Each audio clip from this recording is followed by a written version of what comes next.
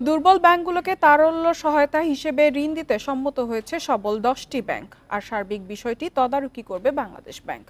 বুধবার এ তথ্য জানান কেন্দ্রীয় ব্যাংকের মুখপাত্র হুসনে আরা শিখা। এর আগে বিকেলে দুর্বল ব্যাংকগুলোকে কিভাবে তারল্য সহায়তা দেয়া যায় সে ব্যাপারে বাংলাদেশ ব্যাংকের গভর্নরের সাথে বৈঠক করে সবল 10টি ব্যাংকের ব্যবস্থাপনা পরিচালকরা।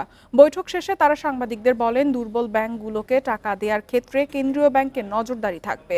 আর কোনো ব্যাংক চাইলে ঋণের জন্য নির্দিষ্ট পরিমাণ টাকা নির্ধারণ করতে পারবে না, সেক্ষেত্রেও কেন্দ্রীয় ব্যাংকের নির্দেশনা থাকবে। সিস্টেমের স্টেবিলিটি সেটাকে অ্যাচিভ করতে সহায়তা করবে না।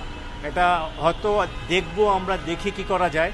যেহেতু অপশনটা এর মধ্যে খোলা আছে, বাংলাদেশ ব্যাংক এই অপশনটা এক্সারসাইজ করতে চাচ্ছে এবং তাদের মনে হচ্ছে যে ব্যাংকগুলো হয়তো অ্যাটলিস্ট কিছু ব্যাংক বেরিয়ে আসতে পারবে এর মধ্যে। চলতি মূলধনে যাদের ঘাটতি রয়েছে এই ধরনের ব্যাংকগুলোকে সাহায্য করার জন্য ইতিমধ্যে বাংলাদেশ ব্যাংক 5টা ব্যাংকের সাথে চুক্তি করেছে। 2টা ব্যাংক আরো অপেক্ষমান অবস্থায় আছে, আমাদের কাছে আবেদন করেছে, কিন্তু এখন পর্যন্ত কোনো ব্যাংক অন্য কোনো ব্যাংক থেকে তারল্য সহায়তা পায় নাই। তারই পরিপ্রেক্ষিতে আজকে বাংলাদেশ ব্যাংকে একটি সভা হয়েছিল, এর মধ্যে 10টি ব্যাংক পার্টিসিপেট করেছে।